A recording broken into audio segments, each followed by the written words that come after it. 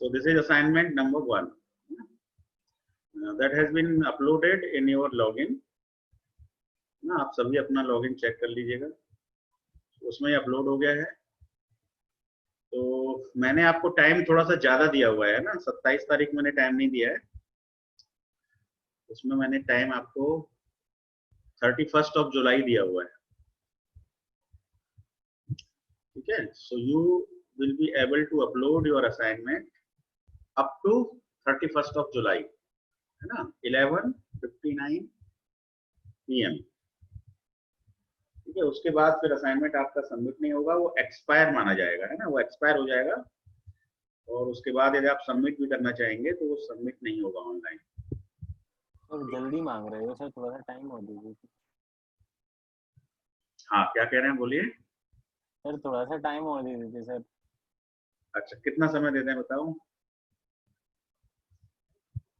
जैसे आज है 25 जुलाई है आज, है ना सर? 25 है सर आज। हाँ, तो मैंने 1 वीक का टाइम दिया है, मतलब ये सोच के दिया है कि 1 वीक में तो आप कर ही लेंगे। जैसे इसमें देखें, आप देखेंगे कि इसमें कितने क्वेश्चन है ना। शुरू में तो देखो ये सब डेफिनेशन थ्योरी टाइप के क्वेश्चन है, मैकेनिकल इंजीनियरिंग डिजाइन क्या है ना, बेसिक प्रोसीजर वो फ्लो चार्ट आप बना दोगे। तो शुरू में ये थ्योरी क्वेश्चन है, उसके बाद फिर ये न्यूमेरिकल क्वेश्चन आ गया। तो ये न्यूमेरिकल क्वेश्चन क्या है, वही है R5 सीरीज वाला है, हम लोगों ने किया है ना, बड़े आराम से आप कर लोगे। इनमें कोई दिक्कत आएगी तो आप लोग फिर क्लास में पूछ सकते हैं, क्वेरी कर सकते हैं आप, किसी भी प्रॉब्लम में कोई प्रॉब्लम है असाइनमेंट रिलेटेड तो ये सब आप देखो। फिर आगे क्या है, ये केमिकल कंपोजिशन आ गए, है ना। प्लेन कार्बन स्टील है जिसमें 0.4% कार्बन है ना, तो और 0.8% मैग्नीज है, तो इसका डेजिग्नेशन क्या हो जाएगा। 0.4 में 100 से मल्टीप्लाई कर दो 40 आ गया, 0.8 में 10 से कर दो 8 आ गया, ये इसका डेजिग्नेशन हो गया 40C8। ऐसे ही इसका इसका इसका सबका आप कर डालना, है ना। इसके बाद क्या है देखो, ये भी वही डेजिग्नेशन के क्वेश्चन है ना। Fg350 का क्या मतलब है, 27Mn2 का क्या मतलब है ना। 0.27 कार्बन हो गया, 0.2 मैग्नीज हो गया, है ना। अब ये क्या है, अलॉय स्टील है, 0.4 कार्बन हो गया, क्रोमियम कितना हो गया, 4 से भाग लगेगा। अलॉय स्टील में क्रोमियम का फैक्टर 4 है, 4 से भाग लग जाएगा। सल्फर का सल्फर के फैक्टर से डिवाइड हो जाएगा 100 से, है ना। ये भी अलॉय स्टील है ना। जब कैपिटल X आ जाता है बीच में तब कौन सा हो जाता है, वो हाई अलॉय माना जाता है, अलॉय स्टील, है ना। और जब कैपिटल XT आ जाता है तो हम उसको मानते हैं टूल स्टील, मानते हैं हाई स्पीड स्टील। ठीक है, तो ये सब थोड़ा सा आप लोग असाइनमेंट करेंगे तो आपकी जो एक तरह से रिवीजन हो जाएगा और थोड़ा सा चीजें शेप ले लेंगे उसको। अच्छा, मैंने कुछ असाइनमेंट के अलावा लेक्चर नोट्स भी अपलोड किए हैं ना, कुछ मटेरियल भी अपलोड किया है। Thank you sir. हाँ, तो वो भी देख लेना। कोई कह रहा था ना कि सर हमें कुछ मटेरियल भी चाहिए जिससे हम अपना तैयारी कर लें, है ना। वैसे तो लेक्चर हैं आपके पास, है ना, तो उसमें फैसिलिटी है लेक्चर को, जो ऑनलाइन लेक्चर हैं उनको अपलोड करने की भी फैसिलिटी है आपके पोर्टल में। तो वो भी कर रखे हैं, कुछ मटेरियल्स PPT कर रखी है और कुछ ये कर रखे हैं, कुछ असाइनमेंट कर रखे हैं। तो अभी फर्स्ट असाइनमेंट अपलोड हुआ है, उसकी डेट हमने 31 जुलाई रखी है। ठीक है, तो अब आप लोग देख लो कि 7 डेज का टाइम सफिशिएंट है या नहीं है। मेरे हिसाब से तो सफिशिएंट है ना। अब देखो ये क्वेश्चन है ग्राफ वाले, तो कितने क्वेश्चन है टोटल हम देखेंगे। ये सब थ्योरेटिकल क्वेश्चन है। कॉन्करेंट इंजीनियरिंग जानते हैं आप, जब डिजाइन और प्रोडक्शन इंजीनियर डिजाइन की फर्स्ट स्टेज में ही मिलकर काम करते हैं तो उसको हम क्या कहते हैं, कॉन्करेंट इंजीनियरिंग या साइमल्टेनियस इंजीनियरिंग, है ना। पूरी डिजाइन टीम में डिटेल में डिस्कस की है सारी चीजें, है ना। तो ये सब आप करेंगे। सर जो नोट्स भेजे हैं सर वो बहुत सारे हैं सर, एक जैसे हैं कि सब अलग अलग हैं सर? नोट्स जो हैं सर देखो अलग अलग हैं, मतलब PPT हैं कुछ, और कुछ तो लेक्चर 1 लेक्चर 2 लेक्चर 3 ऐसे करके सीरीज है पूरी, है ना सर सीरीज में सर। सर आपने जो एक नोट्स अपलोड करे हैं तो हम नोट्स देख ले, फिर ऑनलाइन क्लास देखने की जरूरत नहीं है वापस से सर? नोट्स में सफिशिएंट वो लेसन 1 लेसन 2 जो मैंने अपलोड किए हैं वो वही हैं। Yes, मतलब जो आपकी ऑनलाइन क्लासेस हैं किसी की छूट जाती हैं या आप दोबारा से देखना चाहते हैं रिवीजन यस करना सर। है तो आप अपने लॉगिन से ही सारा काम कर सकते हैं, मतलब वहीं से आप डायरेक्ट पहुंच जाएंगे उसमें। मतलब हम सर नोट्स देख ले, क्लासेस रहने दे, फिर नोट्स हो जाएगा काम, उसमें है सब कुछ। नहीं उससे नहीं होगा। नहीं मतलब होगा। क्लासेस तो अटेंड करना जरूरी है, वो तो ये है कि मान लो जैसे क्लास 1 आवर का टाइम होता है तो कभी कभी कुछ चीजें एट द नहीं टाइम सर, समझ में नहीं आती हैं, तो रिवीजन उसी लेक्चर को 2 बार देखने से समझ में आती है सर वो ना। ये पूछ रहा है कि सर जैसे कोई क्लास छूट गई हो ना, तो उसकी हाँ रिकॉर्डिंग की बजाय अगर हम नोट से ही पढ़ लें तो हो जाए। नहीं, उस क्लास को सुन लीजिए आप, क्योंकि देखो जब टीचर क्लास लेता है तो बहुत सारी चीजें अलग से भी बता देता है ना, तो लेक्चर को सुनना जरूरी है। वो इनपुट आने से आपके अंदर एक अलग एबिलिटी आती है, तो यू लिसन द लेक्चर, है ना। टाइम है अभी आपके पास, अभी तो कोई ऐसा डेडलाइन भी नहीं है कि एग्जाम आने वाले हैं, तो अभी तो सुन सेकेंड ईयर सकते के हैं थोड़ी एग्जामों देर की बाद। कुछ पता है सर? सेकेंड ईयर के एग्जाम्स की अभी कोई जानकारी नहीं है। पहले मेरे ख्याल से अगस्त में होने का था, तो जैसा भी होगा वो आपके पास यूजीसी की गाइडलाइंस के अकॉर्डिंग आपके पास इंफॉर्मेशन आ जाएगी। सर वैसे होंगे सर? हाँ नहीं बिल्कुल होंगे। तो आप क्या चाह रहे हैं, वैसे ही प्रमोट होना है at the basis of average of the first semester और सेकंड सेमेस्टर? एग्जाम होने दीजिए, एग्जाम होंगे, है ना। वैसे और फिर जो भी यूजीसी की गाइडलाइंस आए, मान लो यूजीसी कहती है कि इनको पुराने वाले सेमेस्टर के बेस पे प्रमोट कर दीजिए, तो फिर उस हिसाब से हो जाएगा। सर ये तो यूजीसी ने क्लेम किया ही है हाँ ऑलरेडी। Don't worry. सर ये तो यूजीसी हाँ ने यूपी के अंडर क्लेम किया ही है ऑलरेडी। हाँ मैंने भी देखा था, घूम रहा था व्हाट्सएप पे, ये मैसेज आ रही है कि फाइनल ईयर के एग्जाम होंगे, बाकी ऐसा हुआ। But yes sir. अभी सब प्रेडिक्शन है, नथिंग इज क्लियर ना, बहुत ज्यादा क्लियर नहीं है चीजें अभी तो। भाई जीएनएम में एग्जाम होंगे। हाँ राइटिंग में जब चीजें आएंगी उसके अकॉर्डिंग डिसाइड। तो देखिए कुल मिलाकर कितने क्वेश्चन है, 15 क्वेश्चन है, और आपके पास 7 डेज हैं। अरे 2 क्वेश्चन भी करोगे रोजाना तो हो जाएगा असाइनमेंट,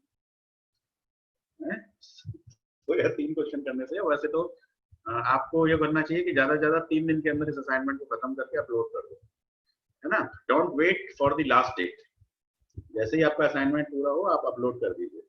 डोंट, और मैंने आपको बताया था ना, एक दिन क्लास में मैंने आपको बताया था कि आपको इफिशिएंट भी रहना है और साथ में इफेक्टिव भी रहना है। तो इफेक्टिव का मतलब अब यहाँ पे आपको समझ में आएगा, टाइम के अकॉर्डिंग आपको असाइनमेंट सबमिट करना है। जैसे 31 लास्ट डेट है, 31 जुलाई, और टाइमिंग आपकी वही 11:59 PM। तो इस टाइम से पहले पहले आप सबमिट कर देते हैं, then you are effective. Otherwise आप पूरा असाइनमेंट करके बैठे रहिए, मेरे लिए वो नो यूज है, किसी यूज का नहीं है मेरे लिए। आप सबमिट करिए, वही मेरे यूज का है ना। तो be careful in submission of the assignment, और 7 दिन मेरे ख्याल से काफी है। फिर भी यदि आपको लगता है कि यू नीड 2-3 डेज मोर, तो मैं अभी डेट चेंज कर सकता हूँ, अभी तो मेरे हाथ में है। लेकिन यदि किसी एक बच्चे ने असाइनमेंट सबमिट कर दिया तो उसके बाद फिर मैं डेट चेंज नहीं कर पाऊँ, है ना। पोर्टल पे अभी तो फैसिलिटी है कि आई कैन चेंज, 2-3 डेज में बढ़ा भी सकता हूँ। लेकिन यदि 63 स्टूडेंट्स में से किसी एक ने भी सबमिट किया, then I can't extend the date. तो अभी मुझे बता दीजिए आप सब लोग, क्या आप 2-3 दिन का एक्सटेंशन चाहते हैं या 7 डेज सफिशिएंट है?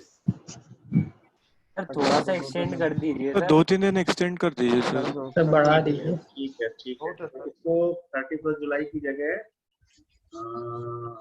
5 अगस्त कर दीजिएगा। 6 अगस्त कर देते हैं। हाँ yes sir. Sir, yes sir, yes sir. ठीक है, मैं अभी कर दूंगा, अभी कोई सबमिट मत कर देना उसमें।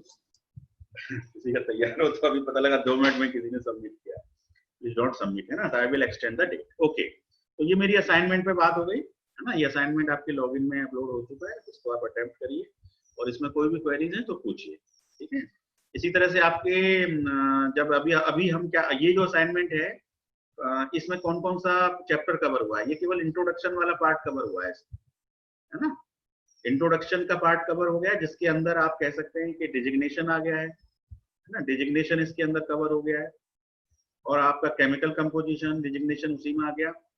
और इसके अलावा क्या कवर हो गया इसमें, बाकी जो भी डिजाइन प्रोसीजर है, और आपकी सीरीज जो है R5 R10 वगैरह की सीरीज के जो न्यूमेरिकल एग्जांपल्स हैं, वो सब भी इसके अंदर कवर हो चुके हैं।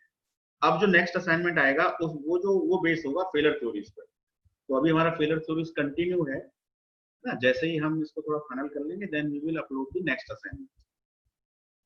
ओके, चलिए मैं इसको फिलहाल बंद कर देता हूँ असाइनमेंट को।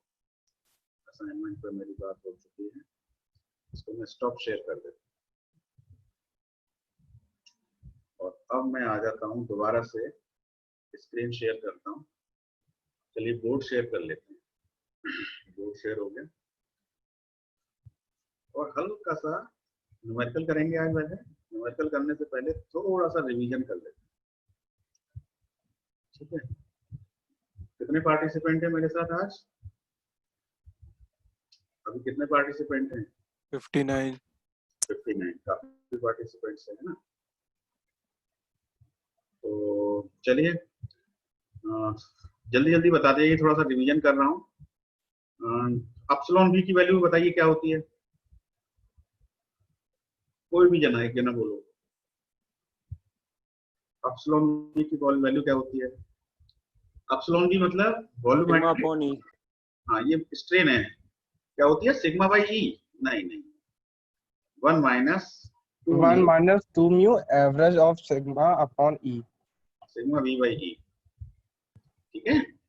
ये होती है, ये होती है वॉल्यूमेट्रिक स्ट्रेन, ठीक है। और वॉल्यूमेट्रिक स्ट्रेन जो है ये एक्स डायरेक्शन में, वाई डायरेक्शन में, जेड डायरेक्शन में इक्वली होती है, क्योंकि हर डायरेक्शन में इक्वल स्ट्रेस होता है, तो फिर स्ट्रेन भी इक्वली आती है ना। लीनियर और लिटरल मिला के जो फाइनल कॉम्बिनेशन आता है, इसमें न्यू क्या है? पॉइजन्स रेशियो, ठीक है। Poisson's ratio is the ratio of the literal strain and the longitudinal strain, ठीक है। तो यूनी एक्साइल के लिए भी यही फॉर्मूला हो जाएगा, बाई एक्साइल के लिए भी यही फॉर्मूला हो जाएगा, ट्राई एक्साइल के लिए भी यही फॉर्मूला हो जाएगा। सेम फॉर्मूला लाई करता है एप्सिलॉन v के लिए। I think it is clear. Epsilon v में कोई चेंज नहीं है फॉर्मूले में, चाहे कोई भी केस हो। अब मुझे जरा बताइए यूडी की वैल्यू बताओ, ट्राई एक्साइल में बताओ कोई क्या होती है? ट्राई एक्साइल में यूडी की वैल्यू बताइए कोई भी।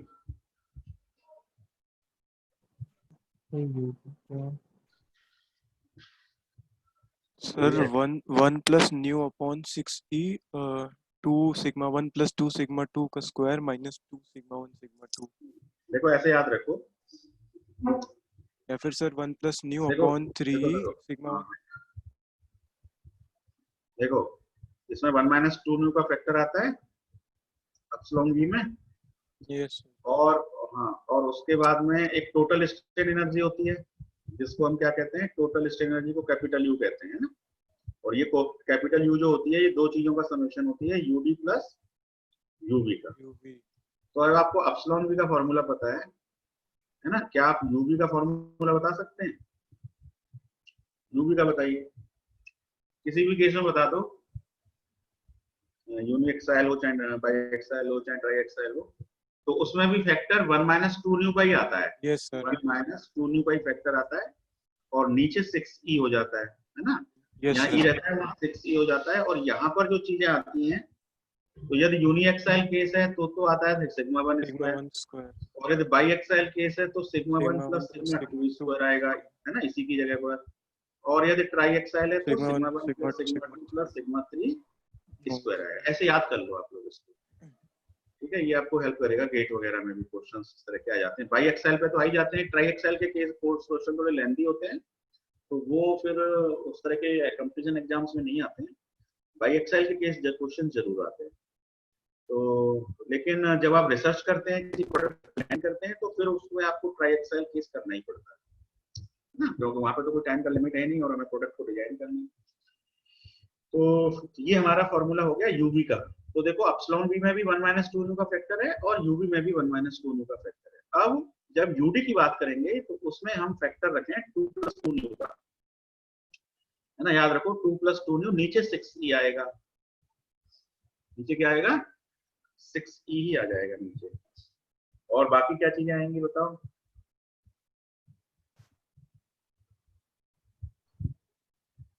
और क्या आएगा इसके साथ? यूनी एक्साइल में, बाई एक्साइल में, ट्राई एक्साइल में। यूनी एक्साइल में तो सिग्मा 1 स्क्वायर आएगा, सिग्मा 1 का स्क्वायर आएगा, है ना। और बाई एक्साइल में आएगा sigma 1 plus sigma 2 square minus sigma 1 sigma 2, ये आएगा, है ना। इस तरह से थोड़ा सा कर लो। और यदि ट्राई एक्साइल होगा तो आएगा sigma 1 square plus sigma 2 sigma 2 square plus sigma 3 square minus sigma 1 sigma 2 minus sigma 2 sigma 3 sigma 3 minus sigma 3 sigma बस याद हो गया? Yes. तो हमें सब कुछ याद हो गया है ना। देखो हमने यूडी भी तीनों केस की पता लग गई, हमें यूवी भी तीनों केस की पता लग गई ना। और कैपिटल यू तीनों केस की, तो कैपिटल यू के लिए बताओ, उसमें फैक्टर 1/2 ही तो आता ही है ना, 1/2 ही आता है। और यूनिएक्साइल के केस में सिग्मा 1² आएगा, ठीक है। और बाईएक्साइल के केस में क्या आएगा बताओ? सिग्मा 1 प्लस सिग्मा 2 का स्क्वायर, सिग्मा 1 का स्क्वायर प्लस सिग्मा 2 का। नहीं ये नहीं आएगा, sigma 1² plus Plus sigma sigma 2 minus minus 2 sigma 1 mu sigma 1 sigma 2. ये आता है। पॉइजन रेशियो घुस जाता है ना, पॉइजन रेशियो आ जाता है टोटल स्ट्रेन एनर्जी में। इसमें भी पॉइजन रेशियो आ रहा है, इसमें भी पॉइजन रेशियो आ रहा है। देखो पॉइजन रेशियो अपना रोल प्ले कर रहा है हर जगह पे, है ना। तो यूनिएक्साइल केस में तो सिग्मा 1² रहेगा, बाईएक्साइल केस में ये 2 न्यू सिग्मा 1 सिग्मा 2 इस तरह की टर्म आती है। और ट्राईएक्साइल केस में sigma 1² plus sigma 2² plus sigma 3² minus 2 new sigma 1 sigma 2 plus sigma 2 sigma 3 plus sigma 3 sigma 1। ये तो देखो हमने ये रिवीजन आपको आना चाहिए, आपको बिना देखे लिखिए इसे 2-4 बार ना। आज क्लास के बाद में बिना देखे लिखो, बोले एप्सिलॉन बी तो सबके लिए फिक्स है, 1 - 2 न्यू 6। देखो डिराइव कब तक करते रहोगे, है ना। एक बार डिराइव कर लिया, अब इनको थोड़ा मेमोराइज करने का कुछ स्कीम निकाल लो, अपने दिमाग में सेट कर लो, या जो भी आपने कॉपी बनाई है उसके लेफ्ट शुरू वाले पेज पर फॉर्मूला करके कुछ सेक्शन बना लो और वहां पे ये फॉर्मूले आप नोट डाउन कर लीजिए, है ना। और इनको कभी भी रिवाइज कर लिया 2-4 दिन बाद। तो एप्सिलॉन बी जो है 1 - 2 new this by E, capital you के लिए ये 3 फॉर्मूले, यूडी के लिए ये 3 फॉर्मूले, और यूवी के लिए ये 3 फॉर्मूले, करेक्ट है। चलिए इसको खत्म करते हैं, क्लियर, राइट। चलो अब मैं जरा सा एक आपको पीपीटी शेयर कर रहा हूँ ना, इसको मैं होल्ड डाउन कर रहा हूँ और एक नया शेयर कर रहा हूँ पीपीटी।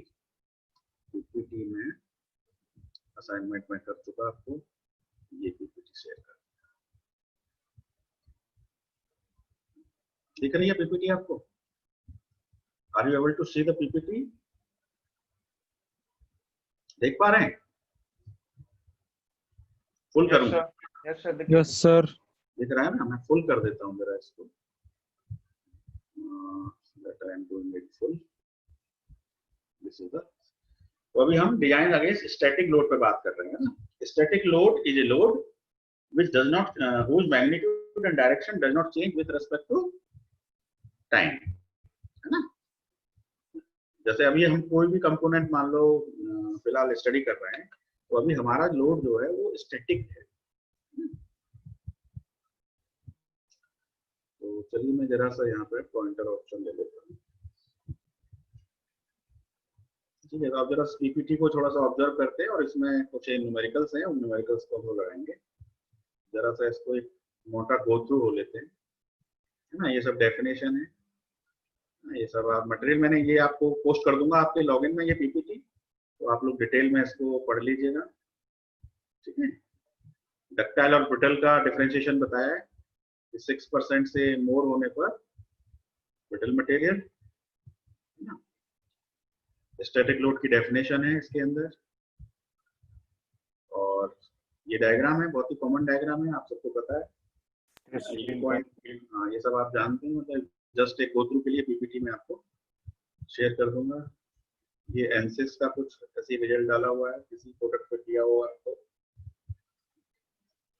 ठीक है। अब इसमें लो कार्बन स्टील है, तो उसका ग्राफ आप देख रहे हैं कुछ इस तरह से आया है। मीडियम कार्बन स्टील का इस तरह से आया है ना। हाई कार्बन स्टील का ग्राफ इस तरह से आया है। तो सबसे ज्यादा यील्ड स्ट्रेस किस में मिल रहा है आपको? हाई कार्बन स्टील में मिल रहा है ना। इसके लिए यील्ड पॉइंट यहाँ पे आया, इसके लिए यील्ड पॉइंट यहाँ आया, इसके लिए यहाँ पे आया। तो आप देख रहे हैं कि सबसे ज्यादा जो यील्ड पॉइंट की वैल्यू है वो आपको हाई कार्बन स्टील में मिल रही है, तो दैट इज द स्ट्रॉन्गेस्ट, ठीक है। अब आप देखें medium carbon steel, medium carbon steel को टफेस्ट बोला गया है यहाँ पे। टफनेस क्या होती है ना, ब्रेकिंग पॉइंट। जैसे ये वाला इसका ब्रेकिंग पॉइंट यदि यहाँ पर है तो इस पॉइंट से नीचे का एरिया है ना, टोटल एरिया। माइक ऑफ कर लीजिए। All participants please mute your mic, है ना, और थोड़ा ध्यान रखा करिए, है ना। यदि आपकी फैमिली में डिस्टरबेंस ना हो तो आप माइक ओपन करके रख सकते हैं, अदरवाइज आप ऑफ कर लें, और जब आपको बोलना हो तभी आप अनम्यूट करें। सर हाँ बोलिए। सर एक चीज बताइए सर, मीडियम कार्बन स्टील सबसे ज्यादा टफ क्यों है? क्योंकि सर टफनेस की सर डेफिनेशन तो ये है ना, जो ज्यादा स्ट्रेन एनर्जी एब्जॉर्ब करे, तो वो हाँ, लो कार्बन स्टील ने एब्जॉर्ब किया सर। नहीं, आप कैलकुलेट करेंगे ना तो उसमें आपको जो एरिया ज्यादा मिलेगा वो आपको मीडियम कार्बन स्टील का एरिया सबसे ज्यादा मिलेगा, ठीक है। देखो, अच्छा, एरिया अंडर द कर्व। हाँ, एरिया अंडर दी कर्व। देखो अब आप इसका एरिया जो निकाल रहे हैं तो इसमें क्या है, हाइट तो ज्यादा है लेकिन जी इसकी सर। विड्थ कम है ना, यस सर। विड्थ कम है। अब इस वाले का एरिया आप निकालेंगे तो इसमें हाइट भी मीडियम है और विड्थ भी मीडियम है ना, और इसका आप निकालेंगे तो इसमें विड्थ ज्यादा है लेकिन हाइट कम है। ऑप्टिमाइजेशन वाला फैक्टर है सर ये तो। हाँ, तो कुल मिला के हमें तीनों एरिया निकाल के यदि हम कंपेयर करेंगे तो एक्सपेरिमेंट्स ये बताते हैं, कैलकुलेशंस ये बताती हैं कि मीडियम कार्बन स्टील के केस में एरिया अंडर द कर्व जो आता है वो हाईएस्ट आता है। जब हाईएस्ट आता है इसका मतलब ब्रेकिंग पॉइंट पे ये ज्यादा एनर्जी एब्जॉर्ब करता है, and that's why it is the toughest.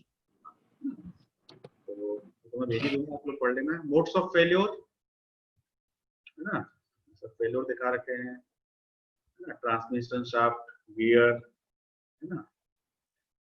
Gears के टीथ आपस में कांटेक्ट करते हैं, है ना। दो गियर होते हैं, छोटे वाले गियर को हम क्या कहते हैं, पिनियन, यस पिनियन बोलते हैं छोटे गियर को, और बड़े गियर को हम क्या कहते हैं, रैक। गियर। उसको गियर ही बोल देते हैं, छोटे को पिनियन बोल देते हैं, है ना। तो पिनियन के टीथ गियर के टीथ को क्या करते हैं, स्ट्राइक करते हैं। मान लो ये ड्राइवर है, पिनियन ड्राइवर है, तो गियर ड्रिवन हो जाएगा। तो पिनियन के टीथ ड्राइवर के टीथ को कांटेक्ट करते हैं मोशन के दौरान, तो फिर उनमें कांटेक्ट स्ट्रेस डेवलप होते हैं। क्या डेवलप होते हैं, कांटेक्ट स्ट्रेस डेवलप होते हैं। तो कांटेक्ट स्ट्रेस की बात हमने उस दिन क्लास में भी करी थी, उत्कर्ष गोयल का भी क्वेश्चन आया था कि सर वो कांटेक्ट स्ट्रेस, बियरिंग स्ट्रेस, इनमें क्या डिफरेंस है, क्रशिंग स्ट्रेस। तो गियर्स के साथ भी कांटेक्ट स्ट्रेस का वर्ड बहुत ज्यादा यूज होता है, और गियर हमारे सिलेबस में है। जब हम मशीन डिजाइन सेकंड स्टडी करेंगे तो उसमें सबसे पहले मॉड्यूल में गियर एक अलग से चैप्टर है जिसके अंदर हम डिफरेंट टाइप्स ऑफ गियर की स्टडी करेंगे, जैसे कि स्पर गियर है, बेवल गियर है ना, अपने नाम सुने होंगे, हेलिकल गियर है ना, और भी कई तरह के गियर होते हैं, वर्म गियर होता है, रैक एंड पिनियन होता है, बहुत सारे टाइप्स ऑफ गियर्स के बारे में हम पढ़ेंगे। वर्म एंड वर्म व्हील होता है। तो उनमें फिर किस तरह के स्ट्रेसेस होते हैं, वो स्टैटिक स्ट्रेसेस होते हैं या फिर वो फ्लक्चुएटिंग स्ट्रेसेस होते हैं। तो गियर को डिजाइन करने के लिए सबसे पहले हमें मशीन डिजाइन 1 के कंसेप्ट समझ में आने चाहिए, किसी भी प्रोडक्ट को डिजाइन करने से पहले। वो किस तरह का स्ट्रेसेस है, किस तरह की फेलियर थ्योरी उस पर लगेगी, क्योंकि स्टैटिक स्ट्रेस अभी जो हमने 5 तरह की थ्योरीज पढ़ी हैं, है ना, अभी तक 5 तरह की जो थ्योरीज पढ़ी हैं वो सारी की सारी थ्योरी स्टैटिक स्ट्रेसेस के लिए अप्लाई होती है, स्टैटिक लोड्स को डील करती हैं, स्टैटिक स्ट्रेसेस को अप्लाई करती हैं। लेकिन जब लोड हमारे फ्लक्चुएटिंग नेचर के हो जाते हैं, है ना, साइन कॉस कोसाइन के कर्व के फॉर्म में जब स्ट्रेसेस होते हैं, तो उनको डील करने के लिए ये वाली थ्योरीज काम नहीं करती हैं, स्टैटिक लोड वाली थ्योरीज काम नहीं करती हैं, है ना। तो जब हम स्टैटिक वाली थ्योरीज पे काम करते हैं तो हमारे क्राइटेरिया क्या होते हैं, हमारा क्राइटेरिया क्या होता है, यील्ड पॉइंट क्राइटेरिया होता है। आपने देखा होगा मैंने हर केस में, चाहे यूनिएक्साइल हो चाहे बाईएक्साइल हो, हर केस को यील्ड पॉइंट से कंपेयर किया था, है ना। तो क्राइटेरिया क्या है, यील्ड पॉइंट है। तो या तो क्राइटेरिया यील्ड पॉइंट होता है या फिर क्राइटेरिया अल्टीमेट पॉइंट होता है, या फिर क्राइटेरिया अल्टीमेट पॉइंट होता है। तो इस तरह से डिजाइन के क्राइटेरिया हो सकते हैं, है ना। कभी यील्ड पॉइंट क्राइटेरिया होगा, कभी अल्टीमेट पॉइंट क्राइटेरिया होगा। ब्रिटल मटेरियल के केस में क्राइटेरिया क्या होगा, अल्टीमेट पॉइंट होगा, क्योंकि उसमें यील्ड पॉइंट एब्सेंट होता है। और डक्टाइल मटेरियल के केस में यील्ड पॉइंट क्राइटेरिया होगा, ठीक है। और जब हम फ्लक्चुएटिंग स्ट्रेस पे आते हैं तो फिर ये क्राइटेरिया काम नहीं करते हैं, कुछ अलग ही क्राइटेरिया आते हैं, और उसमें से एक क्राइटेरिया आपको अभी जरा फिलहाल बता देते हैं, बाकी डिटेल में करेंगे। और उस क्राइटेरिया का नाम होता है एंड्योरेंस स्ट्रेंथ, बड़ा होगा, है ना। तो फ्लक्चुएटिंग लोड्स के केस में हमारा क्राइटेरिया क्या होता है, एंड्योरेंस स्ट्रेंथ होता है।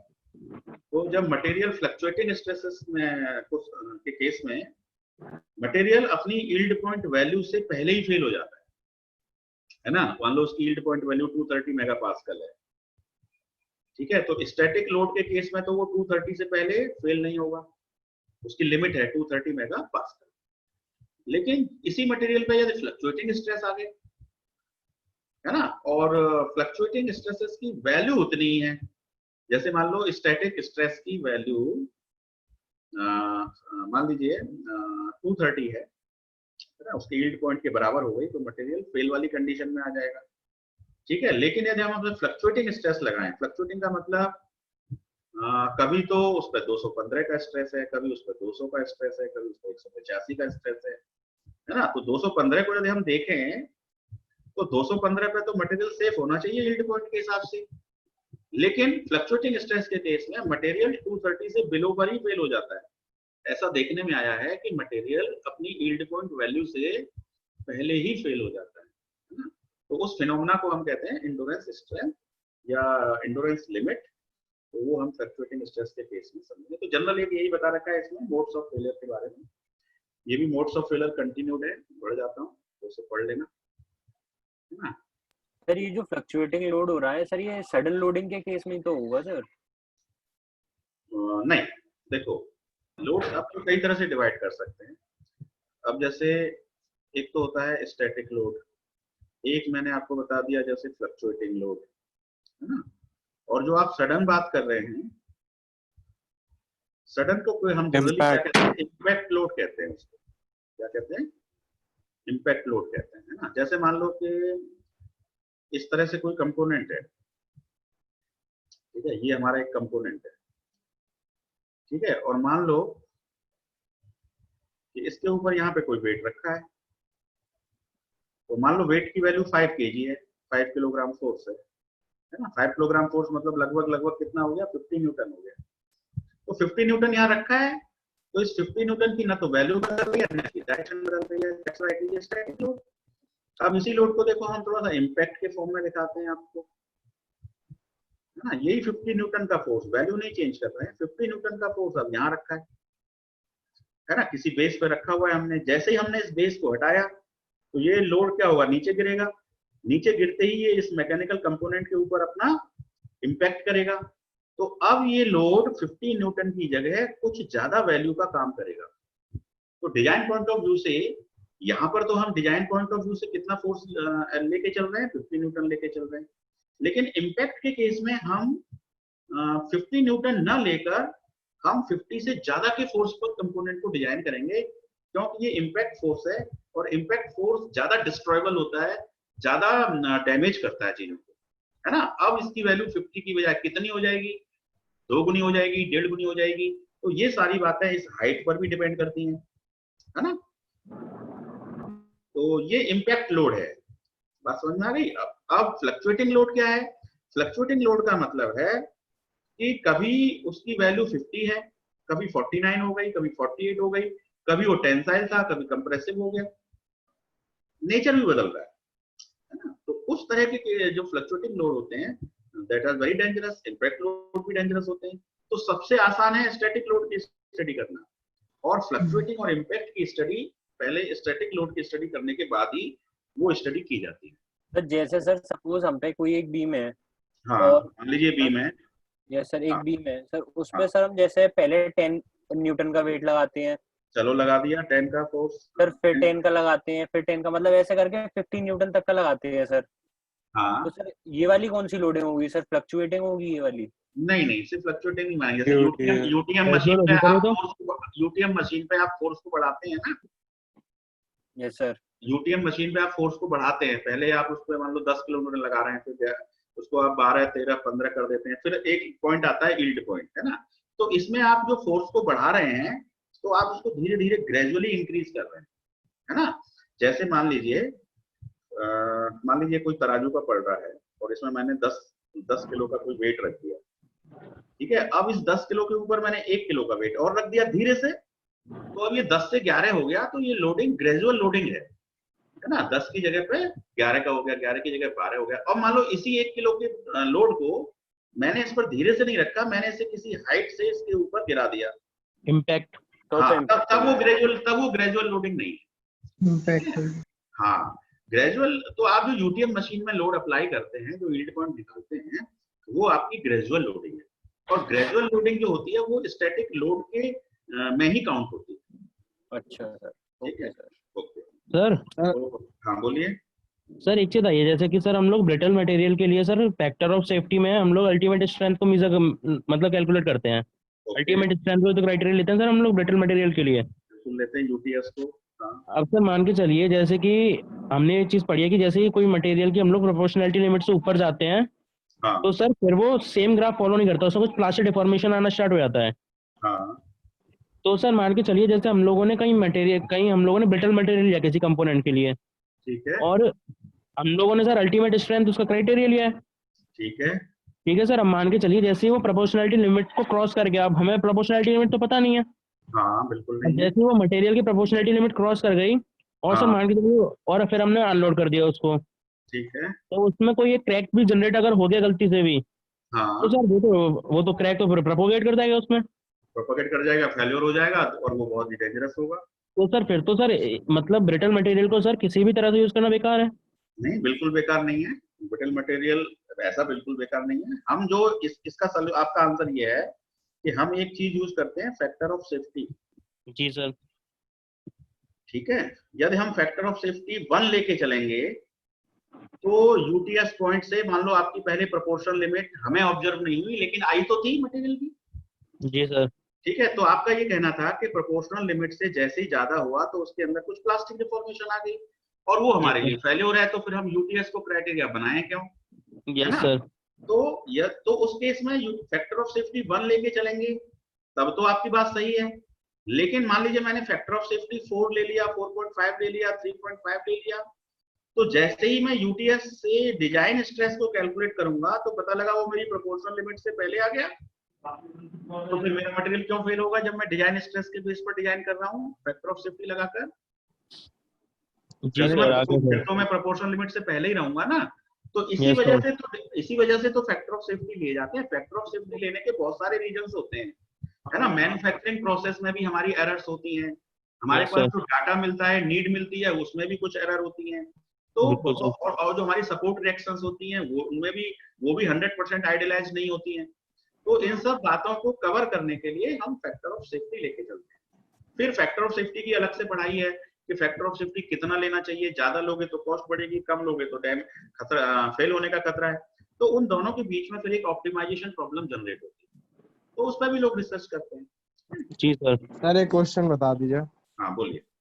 सर हमने एक क्वेश्चन था उसमें किसी कॉम्पिटिशन में, आइजोड और 4P टेस्ट के लिए कौन हाँ। सी लोडिंग यूज होती है, इम्पैक्ट लोड, और उसमें 4 ऑप्शन थे। तो सर हाँ। अंतर क्या होता है इम्पैक्ट और शॉक और सडन लोड में?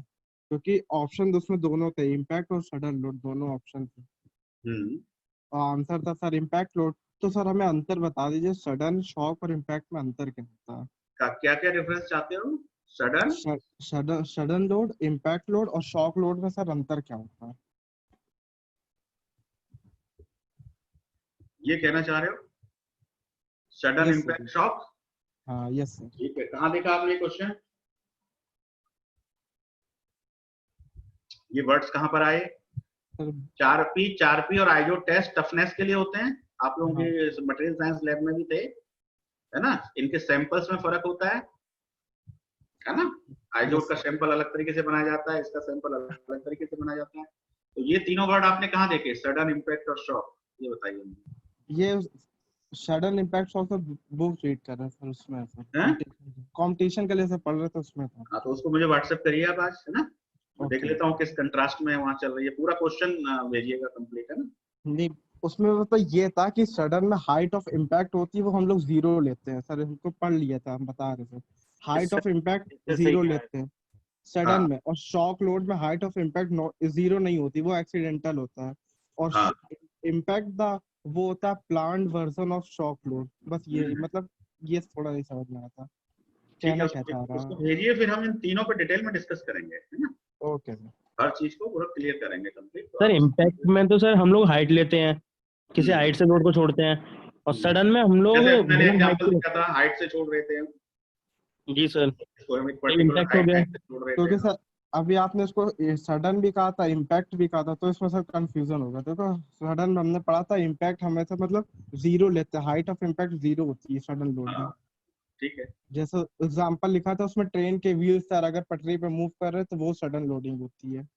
हाँ, और उसमें भी कॉन्टैक्ट स्ट्रेस डेवलप होते हैं बिटवीन द रेल हाँ। एंड द व्हील, है ना? हाँ यस सर, ठीक यस है, चलिए आप भेजिएगा, then we will again more discuss in more detail. तो अब इस डायग्राम को देखिए जरा, इसकी मैं जरा इंक हटा देता हूँ।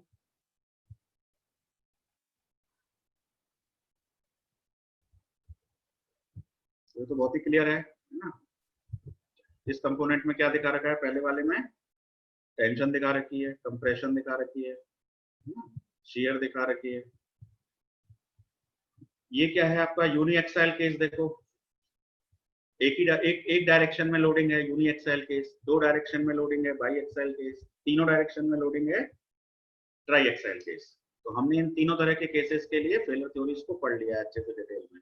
5 तरह की थ्योरी, इसके लिए भी, इसके लिए भी, इसके लिए भी। ठीक है, ये रिलेशनशिप है हुक्स लॉ वाली, है ना? सबको पता है, delta equal to PL by A होता है ना? बहुत आसान है, इसमें कुछ नहीं है। बेंडिंग दिखा रखी है ना? बेंडिंग स्ट्रेस जो होते हैं वो कैसे होते हैं? न्यूट्रल एक्सिस से ऊपर की तरफ यदि वो कंप्रेसिव इन नेचर है तो नीचे की तरफ वो टेंसाइल इन नेचर होते हैं। ठीक है, ये बेंडिंग स्ट्रेस का फॉर्मूला है, My डिवाइडेड बाई I, है ना? ये आपके टॉर्जनल शियर स्ट्रेस दिखा रखे हैं, है ना? ट्विस्टिंग की वजह से phi is the angle of twist, तो उसके अंदर शियर स्ट्रेस डेवलप होते हैं।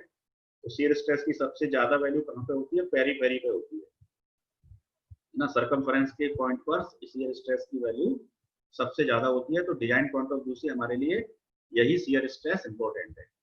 और इस शियर स्ट्रेस को हम कैसे निकालते हैं? Torque into R divided by J। J क्या कहलाता है? Polar movement of inertia. ये सब थोड़ा सा आप पढ़ चुके हैं, जनरल पीपीटी है ये, इसको आप एक बार रिवाइज पढ़ लेना, मतलब, है ना? ये फॉर्मूला आ गया MTR/J। ये ट्रैक्टर की कोई FEM एनालिसिस है ना? तो कहाँ पर ज्यादा स्ट्रेस आ रहा है, कहाँ पर कम आ रहा है, कहीं का है, ये प्रॉब्लम है। तो इस प्रॉब्लम में क्या है? देखो, 2 circular rods of the 50 millimetre diameter are connected by a knuckle joint, है ना? तो आपने ये जॉइंट पढ़े हैं, क्वार्टर जॉइंट, नकल जॉइंट? Yes sir. हाँ, तो क्वार्टर जॉइंट, नकल जॉइंट, इन पे जो स्ट्रेसेस आते हैं वो एक तरह से स्टैटिक स्ट्रेस ही होते हैं। और ये दो रॉड्स को जोड़ने के काम में आते हैं ना? 2 कोएक्साइल रॉड को ज्वाइन करने के काम में आते हैं, है ना? मान लीजिए एक ये रॉड है ना? एक दूसरी रॉड है, तो एक को तो सॉकेट का शेप दिया जाता है, दूसरी वाली को स्पिगॉट का शेप दिया जाता है। सॉकेट और स्पिगॉट, इस तरह से इसकी वर्किंग होती है। थोड़ा सा हिंट दे रहा हूँ खाली। सॉकेट में स्पिगॉट इंसर्ट हो जाता है, इंसर्ट होने के बाद इसमें क्वार्टर इंसर्ट कर दिया जाता है। तो 3 चीजों से मिलकर बनता है क्वार्टर जॉइंट, सॉकेट, स्पिगॉट और क्वार्टर। ठीक है, ये बुक्स में दिया हुआ है भंडारी में, क्वार्टर जॉइंट अलग से एक चैप्टर है, आप लोग उसको थोड़ा सा पढ़ लेंगे तो उसके पार्ट्स आपको समझ में आ जाएंगे। सर ये नकल जॉइंट ट्रक मतलब हैवी व्हीकल्स में यूज होता है ना? कौन सा नकल जॉइंट? हाँ सर। हाँ, नकल जॉइंट कई जगह यूज होता है। आपके जो हैंड पंप होता है ना, जी सर। हैंड पंप में यूज होता है, और उसके अलावा आपका जो ट्रैक्टर के पीछे ठेली होती है ना, उनको ज्वाइन करने के लिए यूज होता है। सर जो और ये आपकी बोगियां होती है उनको जोड़ने के लिए कौन सा? बाइसिकल चेन, जी साइकिल सर। की चेन जो होती है उसमें भी नकल जॉइंट यूज होता है। बहुत सारे एग्जांपल हैं, आपकी बुक्स में दिया हुआ है बीवी भंडारी में, वहां आपको और अदर एग्जांपल्स मिल जाएंगे। सब स्टैटिक लोड के केस हैं। तो इसमें क्या है? 2 सर्कुलर रॉड हैं, उनका डायमीटर कितना है? 50 मिलीमीटर है, और उनको नकल जॉइंट से जॉइंट, तो जैसे क्वार्टर जॉइंट के पार्ट्स होते हैं सॉकेट, स्पिगॉट और क्वार्टर, ऐसे ही नकल जॉइंट के पार्ट होते हैं, है ना? तो उसमें नकल पिन होती है। जैसे इसके अंदर क्वार्टर इंसर्ट किया जाता है तो उसमें नकल पिन इंसर्ट की जाती है। ठीक है, तो ये आपकी नकल पिन है। तो इसमें आप देखेंगे ये वाला जो पार्ट है ये आपका नकल पिन है ना? तो इस पिन का जो डायमीटर है वो हमें शायद निकालना होगा, है ना, इस क्वेश्चन में। तो as shown in the figure by a pin of 40 millimetre in diameter दिया हुआ है, निकालना नहीं है। पिन का डायमीटर कितना है 40 मिलीमीटर है, और रॉड, ये रॉड है, तो ये पहली रॉड है, ये दूसरी रॉड है, तो दोनों रॉडों के डायमीटर कितने हैं 50 मिलीमीटर है। तो इसका डायमीटर 50 मिलीमीटर है, ये भी 50 मिलीमीटर है, ये 40 मिलीमीटर है। अब देखो इन दोनों रॉडों को कैसे ज्वाइन किया गया है, तो इसमें तो जैसे सॉकेट और स्पिगॉट बनाते हैं, तो इसके अंदर हम बनाते हैं, एक को आई का शेप देते हैं और एक को फॉर्क का शेप देते हैं, जैसे चिमटा होता है ना फॉर्क, तो एक को फॉर्क का शेप देते हैं, एक को आई का शेप देते हैं। तो ये तो फॉर्क है, ये वाली रॉड को तो हमने फॉर्क का शेप दे दिया, जैसे देखो चिमटे की टाइप में, ये चिमटे का ऊपर वाला एक पार्ट है, ये चिमटे का नीचे वाला पार्ट है, एक तरह से ये मान लो। और जो अंदर में दूसरी रॉड है उसको हमने आई का शेप दे दिया है, और जब आई फॉर्क के अंदर इंसर्ट हो जाती है, फिर उसके अंदर ये नकल पिन इंसर्ट कर दी जाती है, तब ये जॉइंट बन जाता है, दोनों रॉड्स आपस में जॉइन हो जाते हैं। सर इसमें डबल शेयर होगा ना? हाँ, यदि आप पिन के बारे में बात करेंगे तो देखो एक ये वाला पॉइंट है जो कॉमन है, और एक ये वाला पॉइंट है कॉमन है ना, तो उसमें डबल शेयर आ जाए। तो अब इसमें देखो क्वेश्चन आगे पढ़ते हैं। नकल जॉइंट से जोड़ दिया as shown in figure by a pin of 40 millimetre in diameter if a pull of 120 kilo newton, तो ये स्टैटिक लोड ही हो गया है ना। 120 किलो न्यूटन, जो फ्लक्चुएटिंग लोड्स होते हैं उनको ऐसे बताया जाता है कि a pull of 60 kilo newton to 80 kilo newton. मान लो इस तरह से कोई लैंग्वेज मिले आपको ना, if a pull of 60 kilo newton to 80 kilo newton, तो आप समझ जाओ ये स्टैटिक लोड नहीं है, ये कैसा लोड है, फ्लक्चुएटिंग लोड है, जिसकी की वैल्यू 60 से लेकर 80 के बीच में चेंज हो रही है विद रिस्पेक्ट टू टाइम। समझ में आ रही है, उसकी डायरेक्शन भी चेंज हो रही है, तो वो फ्लक्चुएटिंग लोड। तो यहाँ पर बात जो चल रही है वो स्टैटिक लोड की बात है ना। Act at each and, find the stress in the rod and the pin. तो सिंपल सा क्वेश्चन है, क्या पूछ रहा है, स्ट्रेस पूछ रहा है। स्ट्रेस किसके अंदर पूछ रहा है, रॉड के अंदर भी पूछ रहा है, और स्ट्रेस पिन के अंदर भी पूछ रहा है। ठीक है, तो इस फोर्स की वजह से रॉड के क्रॉस सेक्शन पर कौन सा स्ट्रेस डेवलप होगा, normal stress, normal stress develop होगा, और एक तरह से वो टेंसाइल इन नेचर होगा, टेंसाइल इन नेचर होगा। तो उस नॉर्मल स्ट्रेस को हम कैसे निकाल सकते हैं, फोर्स डिवाइडेड बाय एरिया से निकाल सकते हैं। तो फोर्स की वैल्यू कितनी है हमारी, फोर्स हमें दिया 120 kilo Newton, force by area, force की value 120 into 10 to the power 3 कर दें, न्यूटन में चेंज कर दिया, और एरिया कैसे निकालोगे, पाई बाय 4 d स्क्वायर, और डी आपको दे रखा है, कितना दे रखा है 50। बड़े आराम से आ गया, सॉल्व हो गया क्वेश्चन। अब पिन के बारे में बात करें तो देखो पिन शियर स्ट्रेस, हाँ, तो यहाँ पर पिन का एरिया क्या हो जाएगा, पाई बाय 4 d स्क्वायर, तो यहाँ हो जाएगा, और पाई बाय 4 d स्क्वायर यहाँ भी हो जाएगा। हाँ सर, रॉड में 119 मेगापास्कल है क्या स्ट्रेस की वैल्यू? आंसर, हाँ सर, रॉड में आपने निकाल लिया है ना, वो कैलकुलेट कर लो, वो क्या पूछ रहे हो, बस फोर्स डिवाइड बाय एरिया करना पड़ेगा। फोर्स की वैल्यू यही हो जाएगी 120 into 10 to the power 3, और यहाँ पे डबल शेयर है इसलिए ट्वाइस एरिया हो जाएगा pi by 4 d square. D की वैल्यू कितनी लोगे, 40 मिलीमीटर, क्योंकि अब पिन की बात चल रही है तो पिन का डायमीटर लिया जाएगा, तो पाई बाय 4 into 40 स्क्वायर। यहाँ पे रॉड की बात चल रही है तो रॉड का डायमीटर लिया गया है, यहाँ पे पिन की बात चल रही है तो पिन का डायमीटर लिया गया। मैंने कई बार क्वेश्चंस में एग्जाम कॉपी में चेक करता हूँ, बहुत से बच्चे तो यही ध्यान नहीं देते कौन सा डायमीटर क्या करना है, वो नकल पिन का स्ट्रेस निकालते हैं और डायमीटर रॉड का ले लेते हैं। बी केयरफुल, किस कंपोनेंट की बात चल रही है उसी की डायमेंशंस को यूज करें। तो बहुत सिंपल क्वेश्चन है, इसको आप लोग अपने आप कर लेंगे ना। फैक्टर ऑफ सेफ्टी के बारे में वही बातें कही गई हैं, है ना। अनसर्टेनिटी रहती है magnitude of the external force में, है ना, और मटेरियल की प्रॉपर्टी भी पॉइंट टू पॉइंट डिफर करती हैं, है ना। मटेरियल आइसोट्रोपिक, होमोजेनियस, इस तरह का आइडियल मटेरियल तो होता नहीं है, उसके अंदर काफी सारे कंटीनप्स होते हैं, है ना। उसकी डेंसिटी मटेरियल की भी जगह जगह पर बदलती है, पोरोसिटी हो सकती है उसके अंदर, पोर्स हो सकते हैं, तो इस वजह से हमको फैक्टर ऑफ सेफ्टी तो लेना ही पड़ता है। तो उसके बारे में दिया है ना। यदि फेलर स्ट्रेस, अलाउएबल स्ट्रेस, तो फैक्टर ऑफ सेफ्टी की डेफिनेशन है, selection of factor of safety, है ना। अब देखो ये इंपॉर्टेंट है थोड़ा सा, है ना। कभी कभी क्वेश्चंस आपके इसेंट्रिक लोडिंग के आएंगे। इसेंट्रिक लोडिंग का मतलब है कि लोड की जो लाइन ऑफ एक्शन है, इसेंट्रिक लोडिंग का मतलब है लोड का जो लाइन ऑफ एक्शन है वो सेंटर ऑफ ग्रेविटी से पास नहीं हो रहा है, कंपोनेंट के सेंटर ऑफ ग्रेविटी से पास नहीं हो रहा है। जैसे इस वाले केस में देखें, ये सेंटर ऑफ ग्रेविटी यहाँ कहीं लाई करेगा, ठीक है। तो ये जो फोर्स की डायरेक्शन है ये सेंटर ऑफ ग्रेविटी से पास कर रही है।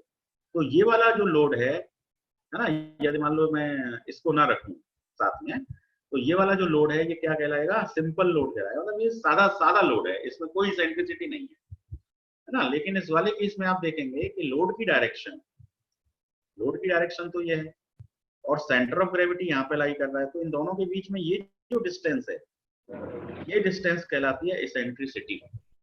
बकलिंग होगी सर इस केस में। हाँ, बेंडिंग मोमेंट आएगा। तो इसेंट्रिक लोडिंग के केस में हम क्या करते हैं, फोर्स को ट्रांसफर करते हैं, है ना। फोर्स को हम क्या करते हैं, ट्रांसफर करते हैं। तो जैसे अभी फोर्स यहाँ पे एक्ट कर रहा है, किस पॉइंट पे एक्ट कर रहा है, मान लो कि बी पॉइंट पे एक्ट कर रहा है ना। इस पॉइंट को बी मान लेते हैं फिलहाल, या बी यहाँ पे लिखा हुआ है कुछ, तो इस पॉइंट को सपोज मैं टी मान लेता हूँ। मान लो टी पॉइंट पे एक्ट कर रहा है फोर्स, तो इस पॉइंट पे टी पॉइंट पे एक्ट कर रहा है। अब इसको टी डैश पे ट्रांसफर करना है, क्योंकि टी डैश वो पॉइंट है कि जहां से यदि हम डाउनवर्ड लाइन ड्रॉ करेंगे तो वो सेंटर ऑफ ग्रेविटी से पास हो रही है। तो इस इसेंट्रिक लोड को सिंपल लोड में कन्वर्ट करना है। तो जब कोई भी फोर्स पैरेलली ट्रांसफर होता है तो वो अपने साथ मोमेंट लेकर के आता है। ये आपने एक थ्योरम पढ़ी है ना। जब भी कोई फोर्स पैरेलली ट्रांसफर होता है तो वो अपने साथ एक मोमेंट लेकर के आता है ना। तो जब इस फोर्स को हम इस पॉइंट पे ट्रांसफर करेंगे तो ये फोर्स तो आएगा ही आएगा, उसका मैग्नीट्यूड उतना ही रहेगा जितना था पहले, पी था तो अभी भी पी रहेगा, और साथ में वो एक मूवमेंट लेके आएगा।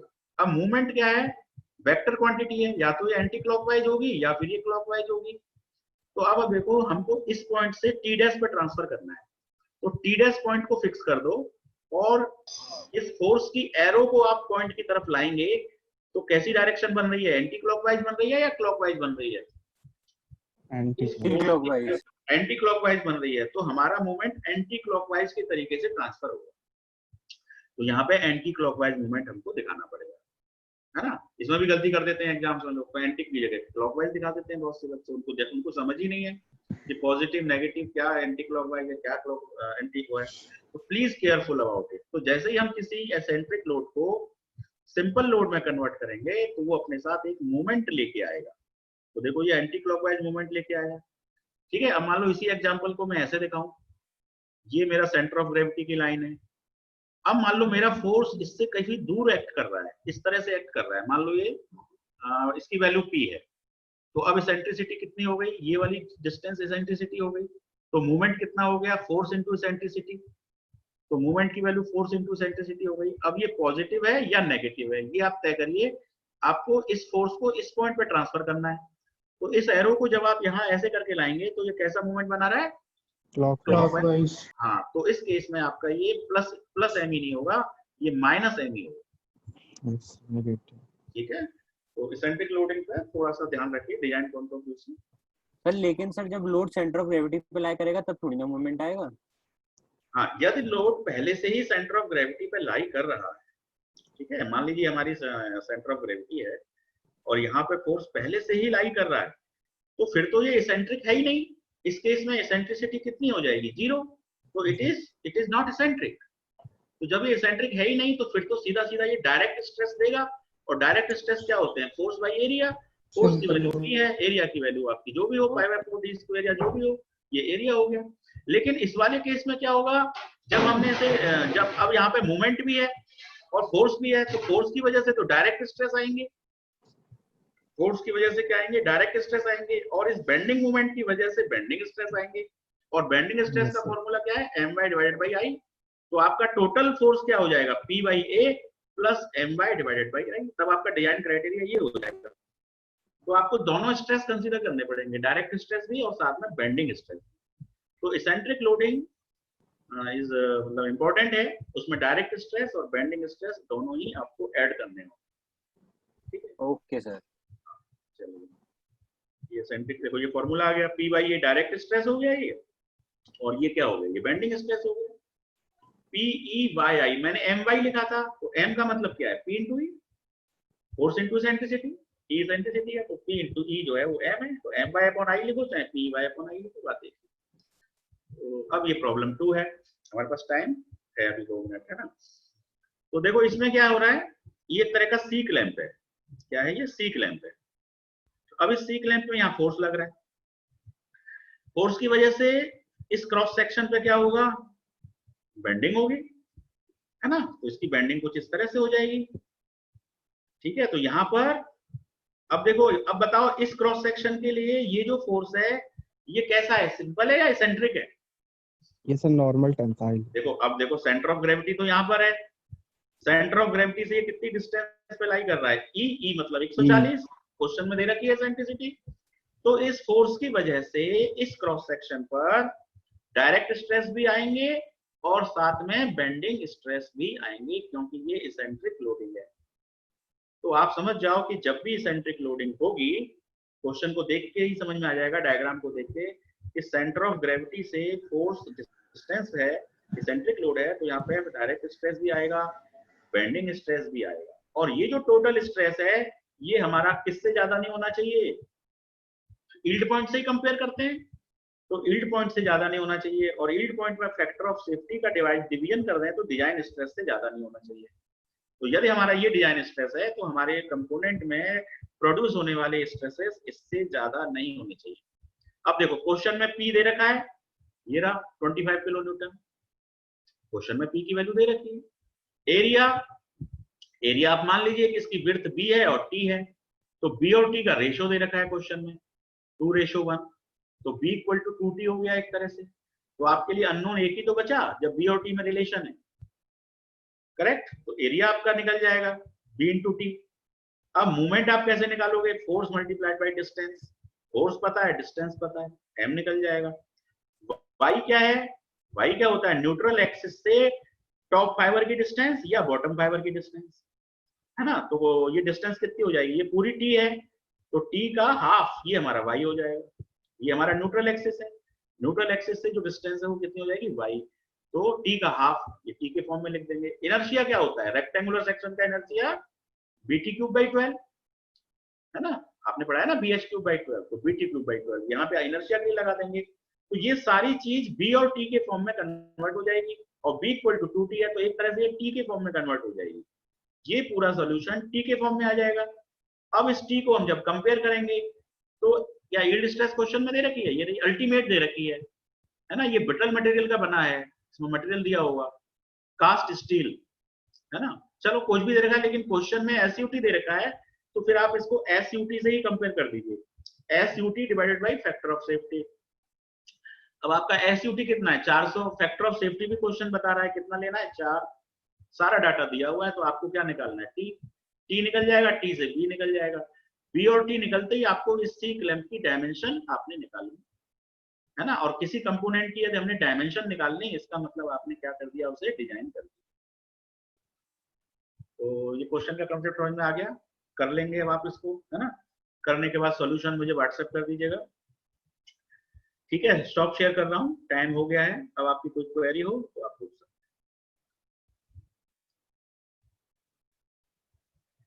नेक्स्ट क्लास में हम लोग और न्यूमेरिकल्स करेंगे स्टैटिक लोड पर, और नेक्स्ट क्लास में हमारा ये स्टैटिक लोड चैप्टर फिनिश हो जाएगा, और उसके बाद फिर हम लोग लास्ट उस पर चलेंगे, फ्लक्चुएटिंग स्ट्रेसेस स्टार्ट करेंगे, ठीक है। अभी एक क्लास में पूरे न्यूमेरिकल करेंगे, जैसे आज अभी हमने 2 न्यूमेरिकल पर थोड़ा फोकस किया है, नेक्स्ट क्लास में हम कम से कम 4 न्यूमेरिकल करेंगे, डिफरेंट थ्योरीज के हिसाब से। So if you have any query, then please ask. Otherwise, I will end the class. No sir, no query. Okay. Sir वो डेट एक्सटेंड कर दीजिएगा असाइनमेंट की, हाँ, मैं 5th of अगस्त है ना, 5th क्योंकि आपने अभी सर बताया असाइनमेंट के बारे में, तो शायद कोई अभी सॉल्व करके बैठा नहीं होगा, मतलब सबमिट नहीं करेगा। हाँ, मैं अभी कर दूंगा 5th अगस्त, लेकिन आप लोग 5th अगस्त से पहले जरूर कर दीजिएगा, किसी का भी लेट ना हो, है ना। Yes sir, yes sir. सभी लोग। Okay, thank you.